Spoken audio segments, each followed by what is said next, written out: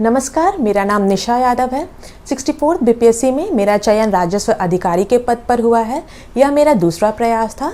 प्रथम प्रयास में 63rd बीपीएससी में मेरा प्रीलिम्स नहीं हो पाया था और 64th बीपीएससी में मेरा फाइनल क्लियर हो गया। आज हम बात करेंगे कि मेंस की तैयारी कैसे करें। सबसे पहले मैं आपको बताना चाहती हूँ कि मेंस में हमारे 4 पेपर होते हैं। पहला है लैंग्वेज पेपर जो कि क्वालिफाइंग है। सेकेंड है GS1 जिसमें 3 सेक्शन हैं, history, current affairs and stats.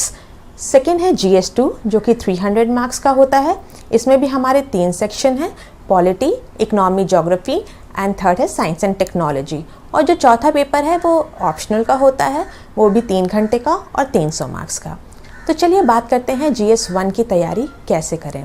मेरा GS1 में 167 मार्क्स है जो कि इस बार one of the best marks है। तो मैं आपको बिल्कुल बेसिक से बताऊंगी कि तैयारी कैसे स्टार्ट करें, क्योंकि मोस्ट ऑफ द स्टूडेंट्स को पता होता है कि बुक लिस्ट क्या है, हमें मॉक तो लिखना है, आंसर राइटिंग करना है, बट ये नहीं पता होता कि स्टार्ट कहाँ से करना है और कैसे करना है।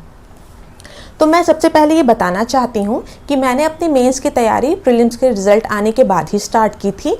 तो मेरी तैयारी 3 से 4 महीने की ही थी। तो बिल्कुल आपको शॉर्टकट बताऊँगी कि कैसे मैंने प्रिपरेशन अपनी की थी। तो सबसे पहले बात करते हैं GS1 की। तो GS1 का जो पार्ट ए है that is history and art and culture, जो कि काफ़ी इजी है प्रिपेयर करने के लिए, क्योंकि बीपीएससी में एक सेट ऑफ क्वेश्चंस हैं जो बार बार रिपीट होते हैं। आप प्रीवियस ईयर क्वेश्चंस को उठाइए और आप उसको एनालिसिस कीजिए, आपको पता चलेगा सिर्फ 20 से 25 ही क्वेश्चंस हैं जो बार बार आते हैं। मैं आपको बहुत ही जल्दी बताना चाहूँगी कि वो टॉपिक्स क्या क्या हैं। तो हिस्ट्री के लिए सबसे पहले चंपारण, हम लोग रिवोल्ट्स की बात करते हैं। तो उसमें आपका पेजेंट रिवोल्ट्स, फिर चंपारण सत्याग्रह, फिर non cooperation movement, civil disobedience movement, quit India movement, फिर national movement and communalism in Bihar, role of Bihar in freedom struggle. Overall ये क्वेश्चन आता है जिसमें आपको सारे एस्पेक्ट को लिखना है। फिर आपका वेस्टर्न एजुकेशन इन बिहार, फिर role of Swami Sahajanand Saraswati in the Bihar movements और contribution of student, role of women. ये आपका हो गया हिस्ट्री के क्वेश्चन। सिर्फ इतने ही क्वेश्चन आपको प्रिपेयर करने हैं। उसके बाद इसका एक सेक्शन आता है पर्सनालिटीज़ का, जिसमें 3 से 4 टॉपिक्स हैं। तो इसमें बहुत ही आपको स्मार्टली प्रिपेयर करना है। जैसे कि अगर एक साल एक पर्सनालिटी जैसे महात्मा गांधी पे क्वेश्चन आ गया, तो मोस्ट प्रोबेबल ऐसा होता है कि नेक्स्ट ईयर महात्मा गांधी पे नहीं आएगा, या तो रविन्द्रनाथ टैगोर पर आ जाएगा या आपका जवाहरलाल नेहरू पर आ जाएगा। तो आपको प्रिपेयर तो सारे टॉपिक करने हैं, बट थोड़ा सा स्मार्टली करना है कि जो प्रीवियस ईयर में क्वेश्चंस आए हैं उस पर थोड़ा कम फोकस कीजिए और जो रिमेनिंग टॉपिक हैं उसको बहुत अच्छे से प्रिपेयर कीजिए। ठीक है, तो पर्सनालिटीज़ में हमारा हो गया महात्मा गांधी, रविंद्रनाथ टैगोर और जवाहरलाल नेहरू। फिर हमारा आ गया art and culture. Art and culture में भी 4 से 5 टॉपिक आपको प्रिपेयर करने हैं। मौर्यन आर्ट, पाला आर्ट, पटना कलम, मधुबनी पेंटिंग। ठीक है, लेकिन हाँ, इसके आपको सारे एस्पेक्ट को प्रिपेयर करना है। जैसे हमारे 64th में ऐसा क्वेश्चन आया था कि जो मॉडर्न आर्ट है उस पर बुद्धिज़्म का क्या इफेक्ट है। तो हम लोग हमेशा प्रिपेयर करते हैं कि मॉडर्न आर्ट क्या है। तो थोड़ा सा इसको आपको सारे डायमेंशन में प्रिपेयर करना है कि उसका इंडिया पे क्या प्रभाव था, बिहार में कहाँ कहाँ फ्लरिश हुआ, Buddhism and modern art contemporary उसका क्या सिग्निफिकेंस है। इस तरीके से आप क्वेश्चन प्रिपेयर कर लीजिए। तो बीपीएससी की प्रिपरेशन इसलिए इजी हो जाती है मेंस की, क्योंकि अगर आप एनालिसिस करेंगे तो एक सेटअप क्वेश्चन है। अगर मैं दोनों जीएस पेपर को मिला के बोलूँ तो 100 से 150 क्वेश्चन ही आपको प्रिपेयर करना है। उसी क्वेश्चन बार बार रिपीट होता है। ठीक है, अब हम आते हैं second part B of the GS1 that is current affairs. तो जो करंट अफेयर्स है उसमें भी एक ही सेक्शन पे ज़्यादा फोकस किया जाता है, दैट इज़ इंटरनेशनल रिलेशंस। तो बहुत आसान है ये भी प्रिपेयर करना। तो इंटरनेशनल रिलेशंस में तो जो एक ट्रेडिशनल क्वेश्चंस हमारे हैं कि India US relation, India Nepal relation, India Bhutan, हमारे टाइम पे था इंडिया मॉरिशस। तो आपको ये नेबरहुड कंट्रीज़ के साथ इंडिया के क्या रिलेशन है बहुत ही कॉम्प्रिहेंसिव प्रिपेयर कर लीजिए। जैसे उसका इकोनॉमिक, पॉलिटिकल, कल्चरल सारे रिलेशंस को। ठीक है, दूसरा हमारा आता है इंटरनेशनल ऑर्गेनाइजेशंस का, जिसमें हमारा है SAARC, ASEAN, BIMSTEC, OIC, India Pacific, OBR, जो कि बहुत ही जनरल टॉपिक्स हैं। हर साल यही टॉपिक्स चलते हैं, इसको प्रिपेयर कर लीजिए। तो आपका IR का पोर्शन भी कंप्लीट हो गया। जो करंट अफेयर्स में मोस्टली क्वेश्चन IR के ही रहते हैं। फिर हम आते हैं पार्ट C पे, that is statistics, that is data interpretation भी हम बोल सकते हैं। तो इसके लिए सबसे पहले आप प्रीवियस ईयर क्वेश्चंस को सॉल्व कीजिए। तो ट्रेंड ऐसा रहा है कि प्रीवियस ईयर क्वेश्चंस पहले थोड़े इजी आते थे, लेकिन 64th BPSC से क्वेश्चंस काफ़ी कॉम्प्लेक्स आने लगे हैं, क्योंकि हमारे स्टैटिस्टिक्स में ऐसा हुआ था कि क्वेश्चन को सेलेक्ट करने में, समझने में ही 1 से 1.5 घंटे मैक्सिमम स्टूडेंट्स के लग गए थे। तो इस बार आपको थोड़ी सी ज़्यादा मेहनत करनी है स्टैटिस्टिक्स को लेके। मैं बताना चाहूँगी कि मेरी बुक लिस्ट क्या थी GS1 के लिए। सबसे पहले मैंने KBC नैनो का प्रीवियस ईयर क्वेश्चन उठाया था, only for the question analysis. उसका जो आंसर है वो आपको बिल्कुल भी नहीं देखना है, क्योंकि आंसर की क्वालिटी उतनी अच्छी नहीं होती है इन सारे बुक्स में। लेकिन हाँ, आपको आंसर के स्ट्रक्चर मिल जाएगा कि आपको क्या उसमें मटेरियल लिखना है, लेकिन इंट्रोडक्शन और कंक्लूजन आपको खुद का अपना बनाना है। वो आप कैसे बना सकते हैं, वो आप गूगल कर सकते हैं, और इंट्रोडक्शन को एकदम डिफरेंट बनाने की कोशिश कीजिए। किसी भी कोचिंग मटेरियल, किसी भी बुक के इंट्रोडक्शन और कंक्लूजन को अपने आंसर्स में से हटाने की कोशिश कीजिए। आपका अपना होना चाहिए। कंक्लूजन बहुत ही प्रोग्रेसिव होना चाहिए। आप BPSC का एग्ज़ाम लिख रहे हैं तो कंक्लूजन ऐसा होना चाहिए कि हाँ, हमारा बिहार आगे बढ़ेगा, इंडिया के डेवलपमेंट में बिहार का क्या रोल होगा, या फिर वर्ल्ड में इंडिया आगे बढ़ेगा। इस टाइप का बहुत ही प्रोग्रेसिव कंक्लूजन लिखिए, ठीक है। तो ये हो गई GS1 की बात। और करंट अफेयर्स के लिए जो पार्ट B था, उसके लिए आप विजन IAS के मटेरियल को फॉलो कर सकते हैं। उसमें भी आपको सारे टॉपिक्स नहीं करने हैं, जो भी BPSC के पॉइंट ऑफ व्यू से रेलिवेंट लगते हैं सिर्फ वही टॉपिक्स को उठाना है। तो कहीं ना कहीं हिस्ट्री और कल्चर का पार्ट बहुत ही स्टैटिक है, तो उसमें ज़्यादा आपको एफर्ट डालने की ज़रूरत नहीं है। विजन IAS से आप इंटरनेशनल रिलेशंस के क्वेश्चंस को कर लीजिए, और स्टैट्स को आप बिल्कुल प्रैक्टिस कीजिए। आप हर संडे अगर 2 से 3 क्वेश्चंस भी बनाते हैं तो एनफ है। लेकिन हाँ, थोड़े से हाई लेवल के स्टैट्स को सॉल्व कीजिए, क्योंकि अब क्वेश्चन उसमें डिफ़िकल्ट आने लगे हैं। ये हो गई GS1 की बात। अब चलिए बात करते हैं GS2 की। तो GS2 थोड़ा सा करंट अफेयर बेस्ड है, डायनेमिक पोर्शन है, तो थोड़ा सा इसमें हमें ज़्यादा एफर्ट डालना पड़ता है। जैसा कि मैंने आपको बताया था कि इसमें 3 पार्ट होते हैं। पहला हो गया हमारा पॉलिटी। तो चलिए बात करते हैं पॉलिटी हमें कैसे करना है। तो पॉलिटी के लिए सबसे पहले आप लक्ष्मीकांत पढ़िए। अगर समय कम है तो पूरा लक्ष्मीकांत कवर टू कवर पढ़ने की बिल्कुल भी ज़रूरत नहीं है। जो भी टॉपिक इंपॉर्टेंट है, जो BPSC के पॉइंट ऑफ व्यू से इंपॉर्टेंट है, सिर्फ उसी को आप लक्ष्मीकांत से पढ़िए। तो चलिए मैं जल्दी से बताती हूँ कि कौन कौन से टॉपिक्स आपको पॉलिटी में मस्ट है करना, ठीक है। और क्वेश्चन कहीं ना कहीं इन्हीं टॉपिक्स के आगे पीछे रिवॉल्व करते हैं। तो पहला आपको प्रीएम्बल करना है, जिसमें बेसिक फीचर है, एम्स एंड ऑब्जेक्टिव है। तो इसमें मैं बताना चाहती हूँ कि बहुत अच्छा होगा अगर आप प्रीएम्बल को याद कर जाएं, और प्रीएम्बल का जो भी क्वेश्चन आता है तो आप स्टार्टिंग में प्रीएम्बल को लिख दें, दैट इज़ प्रीएम्बल, और उसके बाद आंसर को स्टार्ट करें। तो इससे बहुत ही अच्छा इफेक्ट पड़ता है एग्जामिनर पे कि हाँ, स्टूडेंट को प्रीएम्बल अपना याद है। तो आप ऐसा कुछ एक्सपेरिमेंट अपने आंसर्स के साथ कर सकते हैं, ठीक है। उसके बाद हमारा हो गया एक बहुत इंपॉर्टेंट टॉपिक है सेंटर एंड स्टेट रिलेशन, जिसमें special category, tribunal, emergency, president rule आपको प्रिपेयर करना है।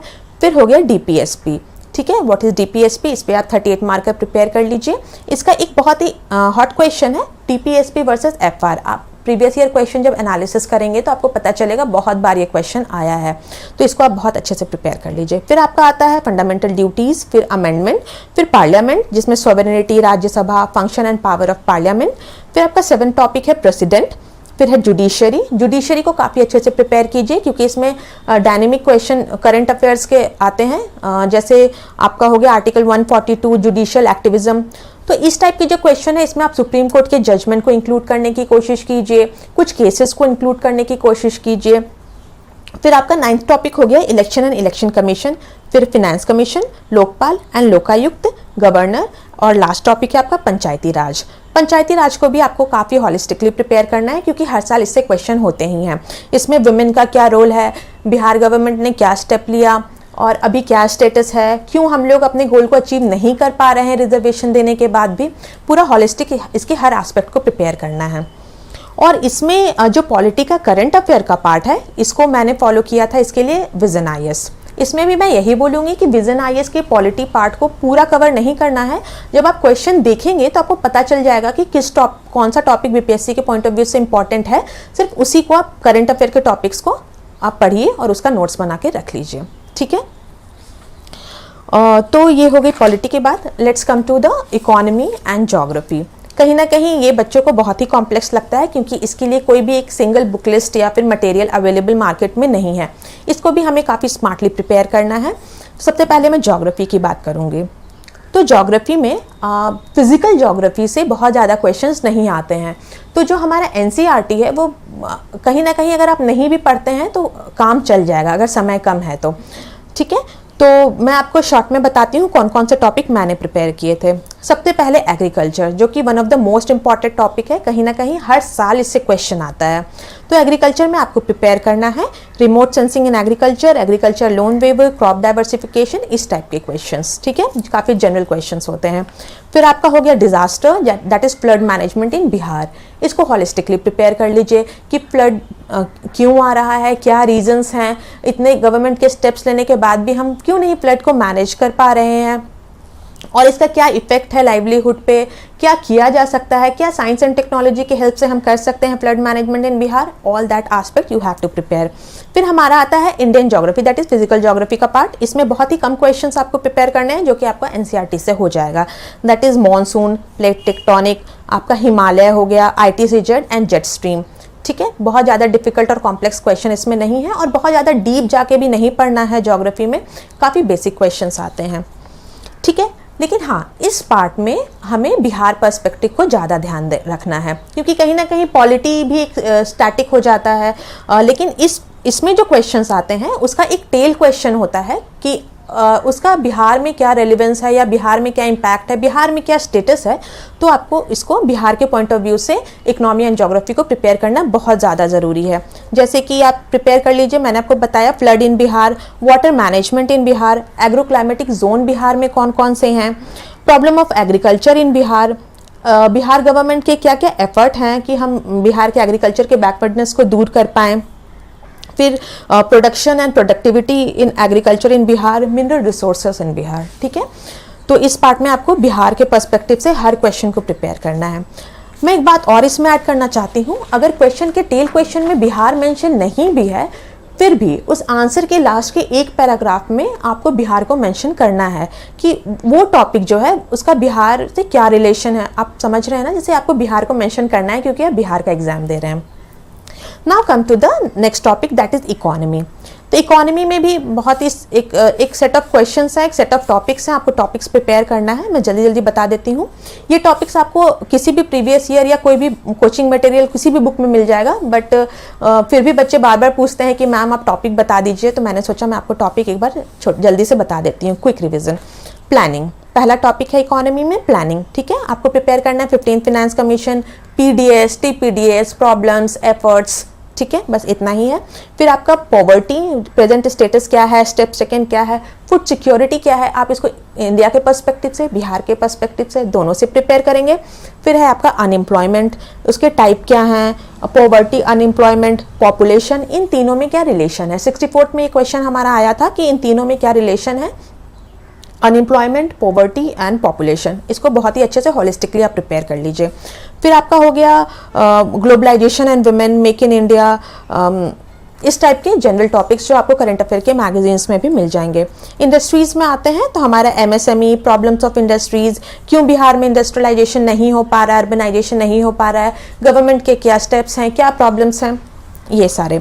इसमें भी आपको बिहार स्पेशल प्रिपेयर करना है, उसके लिए आप फॉलो कर सकते हैं second agricultural road map of Bihar, आपका बिहार स्टार्टअप पॉलिसी के आप कुछ पॉइंट्स को उठा सकते हैं, और आपका जो इकोनॉमिक सर्वे ऑफ बिहार होता है आप उसको बिल्कुल भी इग्नोर मत कीजिए, क्योंकि बिहार का जो भी टॉपिक्स है उसके लिए मटेरियल नहीं मिल पाता है। तो उसके लिए आप इकोनॉमिक सर्वे ऑफ बिहार को फॉलो कर सकते हैं। उसमें काफ़ी अच्छे पॉइंट्स होते हैं, थीम्स होते हैं, जो आप आंसर में डालेंगे तो आपका आंसर सबसे अलग होगा, आपका आंसर आउटस्टैंड करेगा, ठीक है। अब हम आते हैं part C of the GS2, that is science and technology.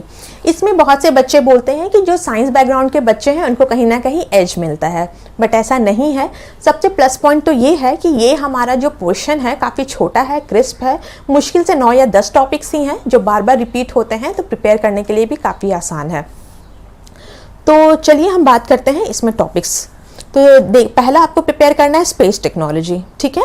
Space technology में जो एक बार बार क्वेश्चन आता है, इसरो की अचीवमेंट क्या है, स्पेस वॉरफेयर क्या है, इंडिया की स्पेस सिक्योरिटी पॉलिसी क्या है, स्पेस फोर्स क्या है, हमारे टाइम पे था मिशन शक्ति, चंद्रयान, गगनयान। तो आपको स्पेस टेक्नोलॉजी में इस तरीके के क्वेश्चंस को प्रिपेयर करना है। फिर आपका इंफॉर्मेशन टेक्नोलॉजी में आप आते हैं तो आपका super computer, 5G, big data, cloud computing, इस टाइप के क्वेश्चंस, ठीक है। फिर न्यूक्लियर टेक्नोलॉजी में आइए तो इसमें स्टेजेस ऑफ न्यूक्लियर प्रोग्राम, ये काफ़ी इंपॉर्टेंट क्वेश्चन है। ये ऐसा नहीं कि अल्टरनेटिव ईयर, इवन हर ईयर कॉन्टिन्यूसली भी ये क्वेश्चन आया है, तो बहुत अच्छे से इसको प्रिपेयर कीजिए। फास्ट ब्रीडर, फिर न्यूक्लियर डॉक्ट्राइन ऑफ इंडिया। फिर हमारा सबसे इंपॉर्टेंट टॉपिक इसमें आता है एनर्जी। हर साल एनर्जी से क्वेश्चन होता ही होता है, तो इसके सारे एस्पेक्ट को आप प्रिपेयर कीजिए। Renewable energy, solar power, hydro electric power, फिर ISA, ठीक है। इस पे आपको ज़्यादा एफर्ट डालना है एनर्जी पे।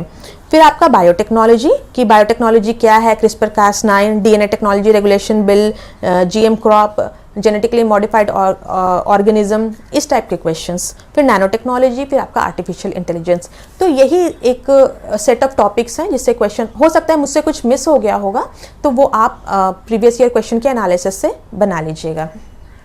सबसे अच्छी बात ये है कि साइंस एंड टेक्नोलॉजी जो आपका है, विजन IAS का जो मेंस का 365 आता है, उससे आप कवर कर सकते हैं। लेकिन हाँ, ध्यान रखिए पूरा मटेरियल पढ़ने की कोशिश मत कीजिएगा। जो रेलिवेंट टॉपिक्स है उसको आप मेंस 365 से, जो नेक्स्ट मेंस होने वाला है उसके लिए तो अभी विजन का मेंस 365 नहीं आया है, तो आप PT 365 को भी फॉलो कर सकते हैं। तो इस तरीके से हमारा GS1 और GS2 कंप्लीट हो जाता है। अब मैं बात करना चाहूँगी कि आपको नोट्स कैसे बनाने हैं और आंसर राइटिंग कैसे करना है। तो टॉपिक्स मैंने आपको बता दिए। सबसे पहले जो मैंने किया था, पहले तो मैंने GS1 के लिए 3 रजिस्टर और GS2 के लिए 3 रजिस्टर लिया। आप भी बिल्कुल ऐसे कीजिए, अलग अलग बिल्कुल प्रिपेयर कीजिए और अपने आंसर को खुद से बनाइए। अगर आप 1 घंटा पढ़ रहे हैं, अपने आंसर को बना रहे हैं, तो 3 घंटा आंसर राइटिंग कीजिए, ठीक है। क्योंकि 3 घंटे में हमें 38 मार्क्स 6 क्वेश्चंस लिखने होते हैं, तो टाइम मैनेजमेंट बहुत ही ज़्यादा ज़रूरी है। हाँ, एक बार जैसे आपने आंसर बनाया तो उसको एग्ज़ाम के 15-20 दिन पहले तक वो आपका फाइनल आंसर नहीं है। जो भी करंट अफेयर हो रहा है आप उसको ऐड ऑन कीजिए, एडिट कट पेस्ट कीजिए और अपने आंसर्स को खुद से इवैल्यूएट कीजिए। अगर आप टीचर होते तो उस आंसर को आप देख के 38 मार्क्स में कितना मार्क्स देते। तो सेल्फ असेसमेंट बहुत ज़्यादा ज़रूरी है, ठीक है। और मैं आपको एक चीज़ और सजेस्ट करना चाहूँगी कि जो आप फाइनल आंसर लिखते हैं आप उसको बुकलेट में लिखने की कोशिश कीजिए। जो चारों तरफ उसमें लाइंस होते हैं जो हमें एग्ज़ाम में बुकलेट मिलता है, उससे आपको पता चलेगा कि आपका आंसर जो है आपको कैसे इंट्रोडक्शन लिखना है, कितने स्पेस में, कैसे आपको फिर पैराग्राफ चेंज करके कंक्लूजन लिखना है, कितना स्पेस आप ले रहे हैं। तो आपको आंसर को लिखने में आसानी होगी, एग्ज़ाम में प्रॉब्लम नहीं होगी। तो उस बुकलेट को आप ले लीजिए, उसी में फाइनल आंसर्स को अपने लिखिए। मैं आपको कुछ की पॉइंट्स बताना चाहूँगी आंसर राइटिंग को लेके जनरल स्टडीज़ में। फर्स्ट ऑफ ऑल, जैसे आप हिस्ट्री का आंसर लिखते हैं, ठीक है, तो आर्ट एंड कल्चर में बहुत सारे डायग्राम्स ऑलरेडी हैं, बहुत सारे कोचिंग नोट्स में स्तूपा का, आपका स्कल्पचर्स का। लेकिन आप क्या उसमें अलग कर सकते हैं।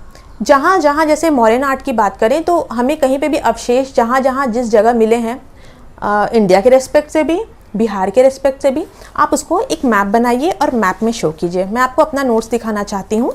जैसे ये वाला मैप, ये मैंने काफ़ी रिसर्च से ढूंढा था कि मुझे कैसे आंसर में एक्स्ट्रा ऐड करना है, और आपको फ्लो चार्ट्स को यूज़ करना ही करना है, ठीक है। जैसे रॉक एडिक्ट्स तो 2 टाइप के होते हैं, आप इसको जो लाइंस में लिखेंगे इससे बेटर है फ्लो चार्ट में लिखिए। ऐसे आप मैप ऐड कीजिए। इस टाइप के स्तूपा तो सारे बच्चे बना रहे हैं, वो स्कल्पचर के डिज़ाइन भी सारे बच्चे बना रहे हैं। आप ऐसा कर सकते हैं जैसे केव हमें कहाँ कहाँ मिला, ठीक है, तो आप ऐसे इसको डायग्रामेटिकली शो कर सकते हैं कि हमें केव यहाँ पे ABC दिखा के ये केव हैं, ठीक है। तो जितने ज़्यादा कोशिश हो सके फ्लो चार्ट को, डायग्राम्स को और हिस्ट्री के क्वेश्चन में मैप्स को। जैसे क्विट इंडिया मूवमेंट हो गया, तो बिहार में कौन कौन से सेंटर्स थे जो क्विट इंडिया मूवमेंट के टाइम पे एक्टिव थे, उसको एक मैप बनाइए बिहार का और दिखा दीजिए, ठीक है, ये सेंटर्स थे। तो यही है। होप मैंने सारी बुक लिस्ट भी आपको बता दी है। फिर से एक बार रिवीजन देती हूँ। Art and culture and history के लिए कोई भी कोचिंग का नोट्स उठा लीजिए, उसमें खुद से रिसर्च करके ऐड ऑन कीजिए। Current affair that is international relations के लिए विजन IAS, स्टैट्स के लिए मैंने अरिहंत की एक बुक आती है DI की, उसको फॉलो किया था, आप कोई किसी भी बुक को फॉलो कर सकते हैं। पॉलिटी के लिए लक्ष्मीकांत, प्रीवियस ईयर क्वेश्चन का आंसर खुद से बनाइए, उसके भी करंट अफेयर के लिए vision IAS। Economy and geography मैंने आपको बता दिया, करंट अफेयर्स आते हैं तो उसका भी कोचिंग नोट्स उठाइए, और उसके करंट अफेयर के लिए विजन IAS, और साइंस एंड टेक्नोलॉजी के लिए भी विजन IAS। तो सबसे जो बेसिक चीज़ है that is your syllabus. Syllabus का प्रिंट आउट निकालिए, आप जहाँ भी पढ़ते हैं सामने चिपकाइए, क्योंकि आपको सिलेबस पता होना चाहिए। आपको फोकस स्टडी करना है, इधर उधर एक्स्ट्रा टॉपिक्स को नहीं पढ़ना है, syllabus and previous year questions. तो आई होप मैंने सारे डाउट्स क्लियर कर दिए होंगे जनरल स्टडीज़ की प्रिपरेशन को लेके। तो ये तो हमने बात की स्ट्रैटेजीज़ की, बुक लिस्ट की, आंसर राइटिंग की, लेकिन कुछ मैं आपको बताना चाहूँगी apart from the books and preparation. जब मेरे साथ ऐसा हुआ था कि जब मैं मेंस की प्रिपरेशन कर रही थी तो दिन भर बैठ के पढ़ते पढ़ते मेरा वेट 10 किलो बढ़ गया था, और मुझे काफ़ी डिप्रेशन वाला फीलिंग भी आने लगा था। तो मैं अपकमिंग एस्पिरेंट्स को यही बोलना चाहूँगी कि ऐसा नहीं है कि आप दुनिया से बिल्कुल कट ऑफ हो जाएं और सिर्फ आपको सिर्फ पढ़ाई करनी है, ऐसा बिल्कुल नहीं है। बिल्कुल पॉजिटिव रहिए, अपनी डाइट को अच्छी रखिए, थोड़ा सा एक्सरसाइज भी आप कर सकते हैं फ्रेश माइंड के लिए, और मेडिटेशन कर सकते हैं, प्रेयर कर सकते हैं। और एक और बात बोलना चाहूँगी जो सारे एस्पिरेंट्स के साथ होता है कि जब हम प्रिपरेशन करते हैं तो फेसबुक खोलते हैं, कुछ भी अपना इंस्टाग्राम खोला तो देखते हैं कि मेरे फ्रेंड्स यहाँ घूमने गए हैं, वहाँ घूमने गए हैं, हमें काफ़ी नेगेटिव फीलिंग आती है। इससे आपको बचना है, ये रास्ता आपने खुद चुना है, आपको खुद आगे बढ़ना है और जीत हासिल करनी है। आपके आसपास क्या हो रहा है किसी पे ध्यान मत दीजिए, सिर्फ खुद पे फोकस रखिए, पॉजिटिव रहिए, सेल्फ मोटिवेटेड रहिए, अपने परिवार वालों से बात कीजिए और सफलता आपको ज़रूर मिलेगी। Thank you.